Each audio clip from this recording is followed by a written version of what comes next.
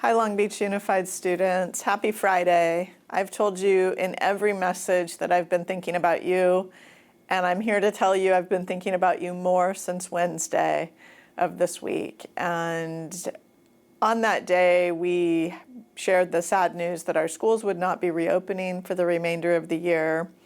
And I know that people have been having a number of different reactions to that.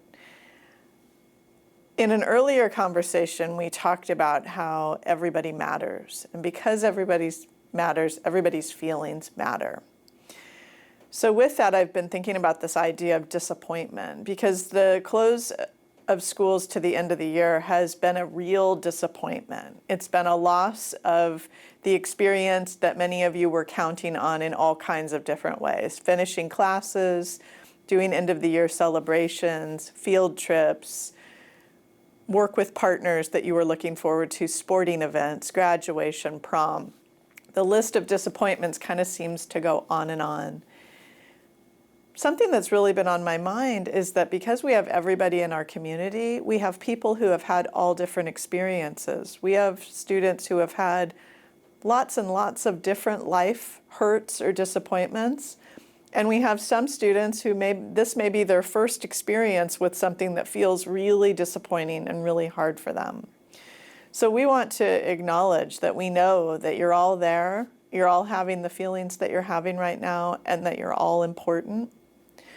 On Wednesday, I talked about the cycle of grief, which really applies to the experience of having a death, but it also applies to this situation, because this is a change that we did not want, that we did not expect, that has happened. So we talked about those feelings of denial. This isn't really happening, or anger. This isn't right. Who made this decision? Bargaining. I would do anything. Can't we just do X while this is happening? The depression or the sadness of feeling a loss, and then ultimately landing with the acceptance that this wasn't what I chose, but I'm going to make the best of it anyway. Something that's really important is those feelings don't go in a straight line. They don't go from one to the next to the next. Sometimes they go all over the place. So in the spirit of acceptance, which I don't really expect anyone to be at right now, I've been really thinking about our seniors. And a lot of the students and parents that we've heard from with really significant upset are the seniors who were looking forward to prom and specifically looking forward to the graduation ceremony. The graduation ceremony goes back so many years. The idea of it is really historic. I was thinking about my own high school graduation, which was more than 30 years ago. Since I'm only about 35, I was like a child prodigy. No, just kidding. It's not April Fool's. I'm not 35, but as I thought back about high school graduation, they haven't changed a lot at all, right? There's a keynote speaker, there are some student speakers, there are a lot of names called, and graduation is really a symbol of the completion of a significant life event, and it's one that families get to celebrate together with their student.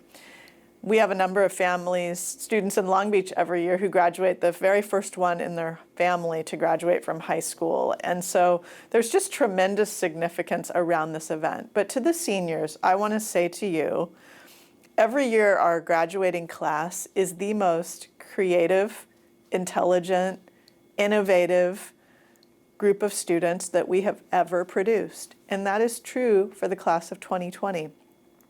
So in this idea of moving towards acceptance, not saying that you need to be at acceptance, but moving towards acceptance, I really hope that you will think about something you can do. Think about what ideas you could have to help graduation, the idea of graduation, look different this year. We will not be hosting a large gathering.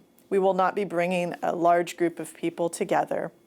But we have so many options for what we could do, and nobody is better than you to think creatively about how we could have a virtual experience that is a celebration, that does highlight the individual accomplishments that you all have had, that highlights some of the group accomplishments, that recognizes scholarships, and that gives your family a chance to really celebrate you. I know that it's not the same kind of celebration as walking across the stage, But I also know that the celebration in and of itself can be great. And I think you have some really good ideas for what it could look like virtually. We want you to share those ideas with us, and we're going to have a way going forward to really collect some of your thoughts and ideas.